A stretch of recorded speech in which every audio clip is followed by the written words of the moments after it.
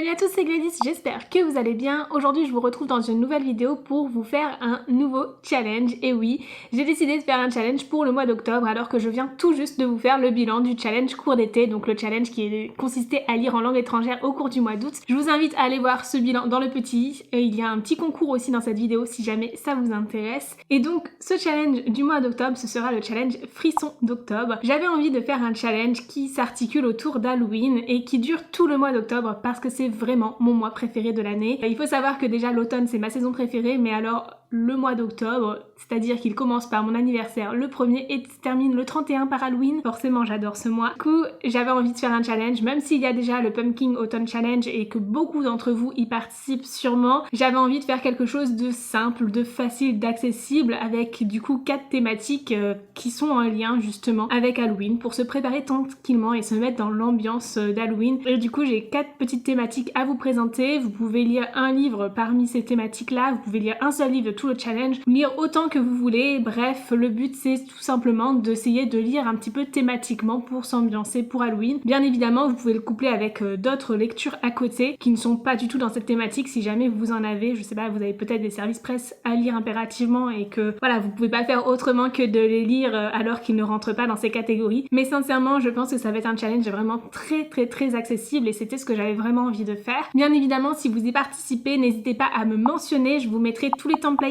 dans la description de cette vidéo. Vous pourrez y participer que ce soit sur YouTube ou sur Instagram bien évidemment, et vous aurez également accès à un Discord pour en discuter, pour parler de vos recommandations, échanger vos piles à lire, etc. Créer un petit peu du lien et de l'échange autour de ce challenge parce que pour moi c'est quelque chose qui est très important. Et voilà, donc je vais commencer tout de suite par vous présenter les catégories. Dans cette vidéo je vais en profiter pour vous présenter également des recommandations dans ces catégories là et ma pile à lire puisque j'avais envie de tout regrouper dans la même vidéo. Pour moi c'est plus simple et pour vous aussi puisque comme ça vous n'avez qu'une seule vidéo de référence pour trouver toutes les informations sur le challenge. Donc c'est parti, on commence tout de suite. La première catégorie c'est créatures de la nuit, c'est la catégorie, une des catégories que je préfère. Clairement il s'agit d'une catégorie avec des vampires, des démons, des fantômes ou des métamorphes de manière générale, donc qui comprend les loups-garous, etc. Et ce sont clairement le genre d'histoire que je préfère. Si vous avez l'habitude de regarder mes vidéos, vous savez que la lit c'est quelque chose que j'aime énormément. De manière générale j'aime beaucoup la romance fantasy, mais alors dès qu'il y a des vampires, des démons, des fantômes, des métamorphes et tout de suite j'aime encore plus ce que je lis, que ce soit de la fantasy ou du fantastique. Dès qu'il y a ce type de créatures, j'adore les histoires en général, donc j'avais vraiment envie de l'intégrer dans ce challenge. Et pour cette première catégorie je vous recommande de lire le livre perdu des sortilèges de Deborah Harkness. On va y retrouver des démons, des vampires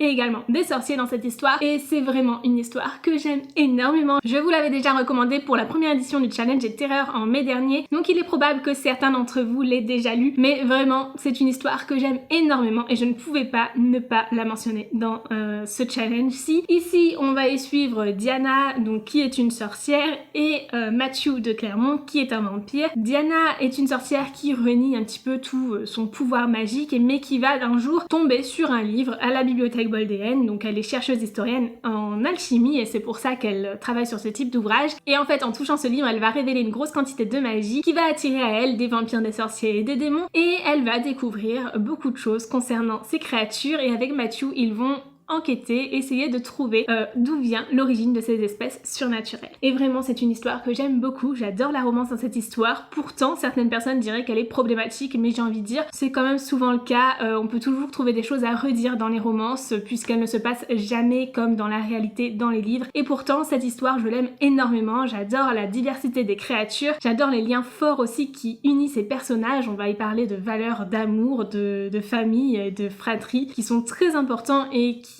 me touche beaucoup, et j'aime beaucoup du coup toute cette histoire autour de l'origine des espèces, etc.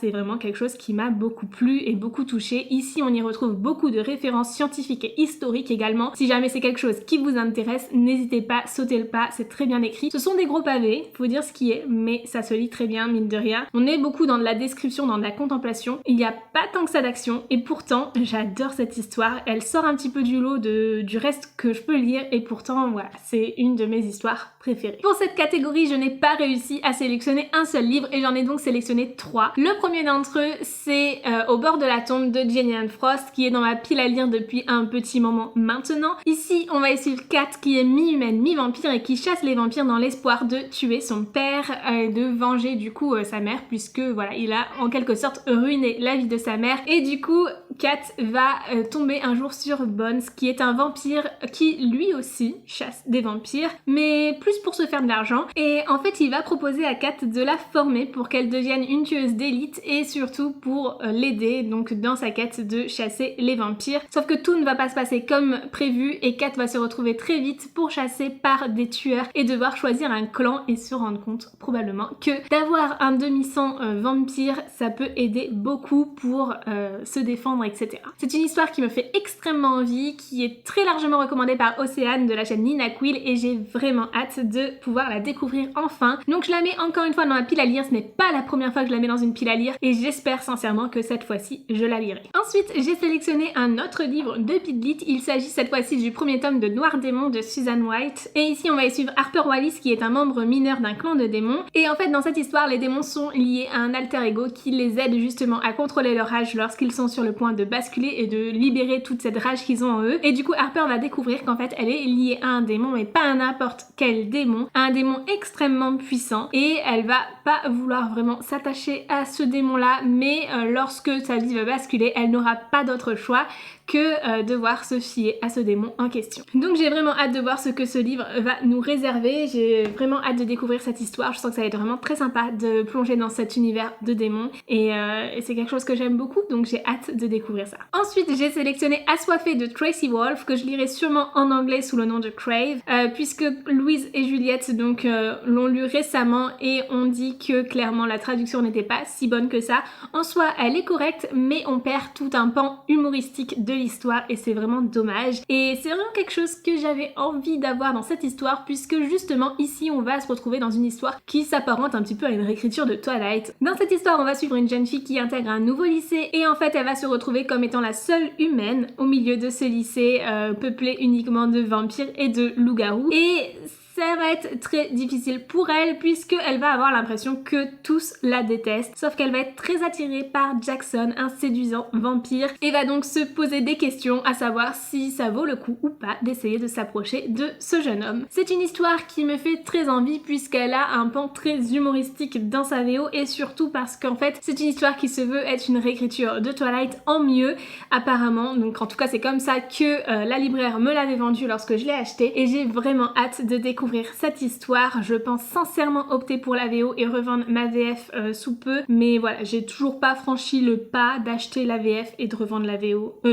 L'inverse, d'acheter la VO et de revendre la VF, mais ça arrivera je pense. Je pense que je lirai sûrement la VO en e-book et je verrai si voilà, j'accroche vraiment pour aller continuer à lire cette histoire en anglais ensuite. Ça vaudrait peut-être pas tant que ça le coup d'acheter le premier tome en livre papier si c'est pour finalement ne pas continuer cette saga. Mais en même temps, le gros intérêt de la VO, c'est qu'il y a déjà 3 ou 4 tomes je crois, alors qu'on est qu'au premier tome en français. Donc forcément, si j'accroche, ça me permettra de lire plus de tomes aussi. On passe maintenant à la deuxième catégorie. Il s'agit donc de la catégorie Même pas peur et dans cette catégorie, je vous propose de lire des livres qui ont attrait au paranormal, au lieu hanté, au thriller, enfin quelque chose d'un petit peu spooky, d'un petit peu horrifique qui va vous faire un petit peu peur mais pas trop non plus, enfin quelque chose qui me ressemble. Personnellement je ne lis pas de thriller mais j'avais envie d'en intégrer quand même dans ce challenge pour ceux que ça intéresse et dans cette catégorie je vous recommande de lire Charlie Davidson de Darina Jones. C'est une histoire que j'ai lue il y a très longtemps, en tout cas j'ai lu les 3 premiers tomes il y a très longtemps, je me suis arrêtée là dans la saga pour le moment, peut-être que je la continuerai un jour ou l'autre, je ne sais pas encore, mais ici on va suivre Charlie donc qui est la faucheuse, elle voit les morts et elle doit les emmener du coup vers l'au-delà en fait, leur permettre de se libérer et en fait elle va travailler comme détective privée pour essayer de résoudre des enquêtes justement en utilisant son don puisqu'elle va essayer d'enquêter sur certains meurtres en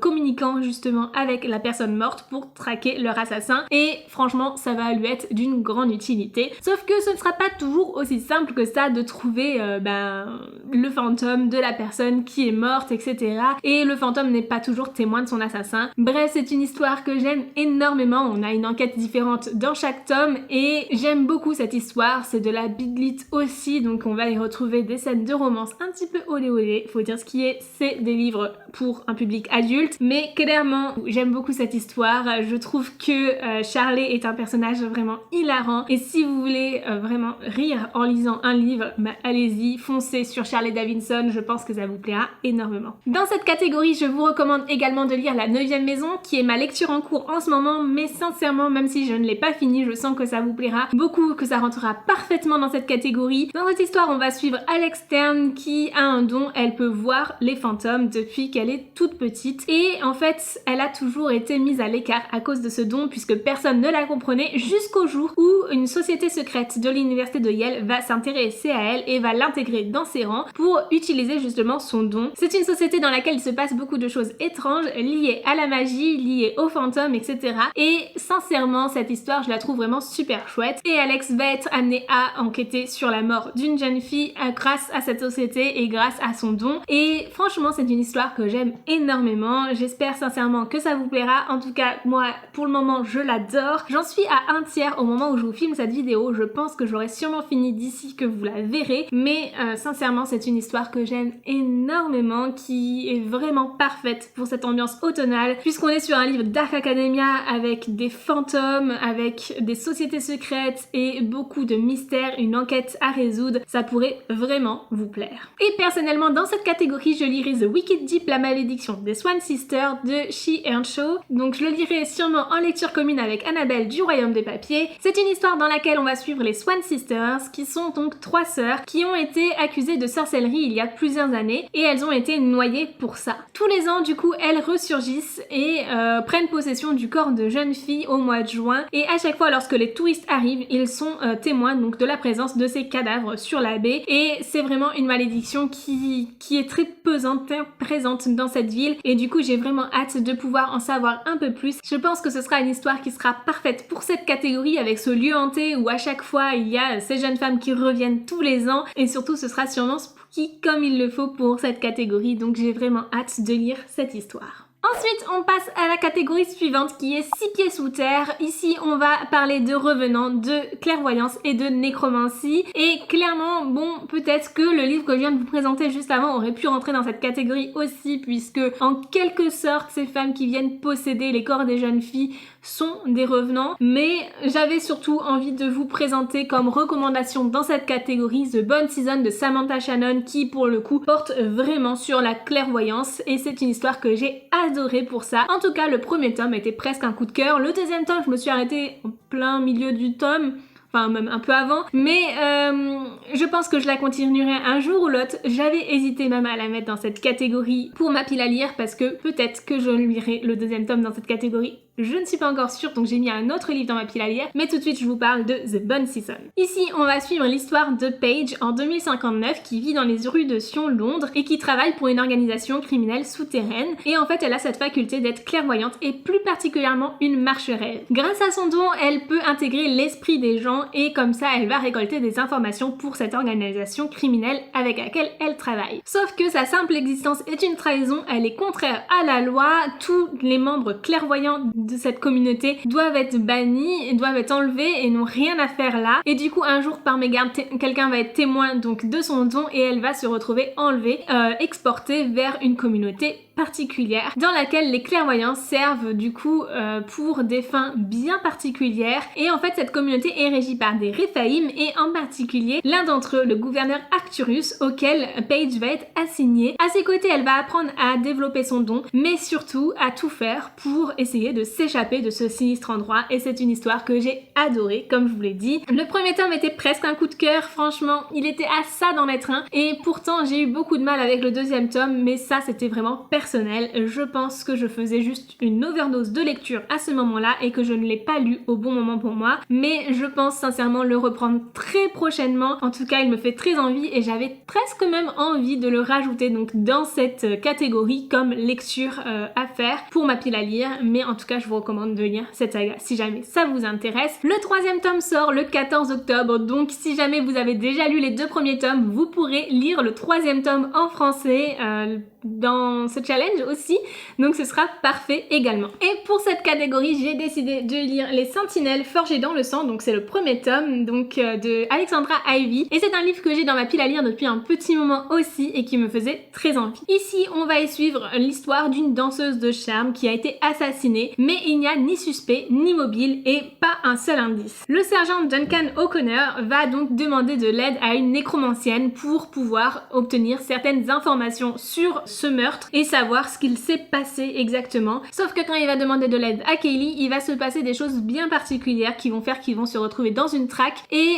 cela va mettre à rude épreuve les dons de Kaylee et également la carrière du sergent. C'est une histoire qui me faisait très envie aussi. Encore une fois, on va être sur une enquête. Encore une fois, on va utiliser un don particulier qui cette fois-ci est la nécromancie. Et voilà, j'ai les 2 premiers tomes de cette saga dans ma pile à lire depuis un petit moment maintenant, donc j'ai hâte de pouvoir me pencher dessus et découvrir cette histoire. Et la dernière catégorie est sûrement ma catégorie préférée puisqu'il s'agit de la catégorie Préparons sa main avec de la sorcellerie, de la magie et du féminisme. Donc dans cette catégorie, je vous recommande de lire Serpent and Dove de Shelby Maureen, qui est une histoire que j'ai lue il y a très peu de temps et que j'ai adoré, c'était à ça d'être un coup de cœur encore une fois.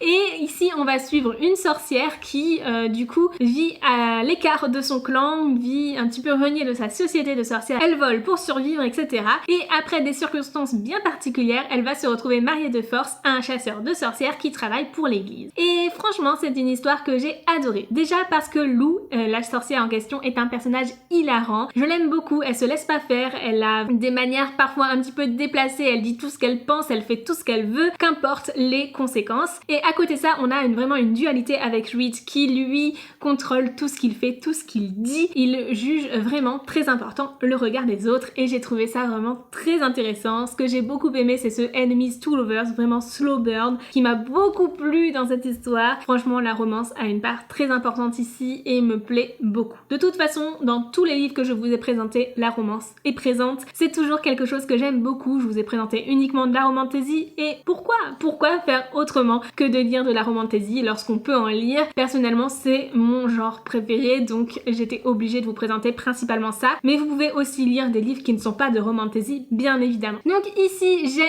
adoré cette histoire. C'est une histoire dans laquelle le français a beaucoup de place puisqu'on est dans un univers fantasy, mais qui se rapproche un petit peu du français 18e siècle, je dirais, et du coup forcément le français prend beaucoup de place dans cette histoire. On a beaucoup d'expressions en français, des petits mots qui viennent en français, certains personnages ont des prénoms français, etc. Et du coup, forcément, c'est très présent. Ici, je l'ai lu en anglais et c'est quelque chose que j'ai bien remarqué. Je ne sais pas si ça se remarque autant dans la VF, mais en tout cas, c'est un livre qui a été traduit il y a très peu de temps, donc qui pourrait probablement vous plaire et vous ne l'avez probablement pas encore lu. Dans cette catégorie, j'ai choisi encore une fois 3 livres puisque je n'ai pas réussi à me limiter à un seul. Et j'ai choisi premièrement The Once and Future Witches de Alix E. Harrow, qui est un livre que j'ai dans ma pile à lire depuis très longtemps. Ici, on est sur une histoire VO qui n'est pas encore traduite. Tous les autres livres que je vous ai présentés ici sont traduits en français, mais celui-ci ne l'est pas. Cette histoire se passe à New Salem et dans cette histoire, on va suivre un contraste entre justement les sorcières de Salem, donc de l'époque, donc des assassinats des sorcières de Salem et de toutes ces pendaisons, etc. Et en même temps, le contraste avec les femmes modernes. Et franchement, c'est une histoire qui m'intrigue énormément. J'en sais pas beaucoup plus, mais je sais que c'est une histoire qui va parler de sorcellerie et surtout de féminisme, donc c'est pour ça que j'avais envie de l'intégrer ici et j'espère sincèrement pouvoir lire ce livre parce qu'il me fait très envie, mais c'est une grosse bricasse en anglais qui plus est, donc je ne sais pas si j'aurai le courage de le lire. C'est pour ça que j'ai mis d'autres livres dans cette catégorie. Bien évidemment, je ne pouvais pas vous faire une vidéo comme celle-ci sans vous parler de Harry Potter et je l'ai mis dans cette catégorie puisque j'ai commencé une relecture des Harry Potter en anglais l'année dernière. Je me suis arrêtée au tome 4, au milieu du tome 4. Donc j'aimerais continuer cette relecture en VO que je fais en livre audio essentiellement. Mais d'un autre côté, entre-temps, j'ai acheté le premier tome d'Harry Potter, donc à l'école des sorciers, dans l'édition Minanima, qui est une édition toute illustrée avec des pop-up magnifiques. Et j'aimerais bien, je pense, relire ce premier tome d'Harry Potter pour vraiment apprécier tous ces graphismes qu'il y a dans cette édition Minanima, apprécier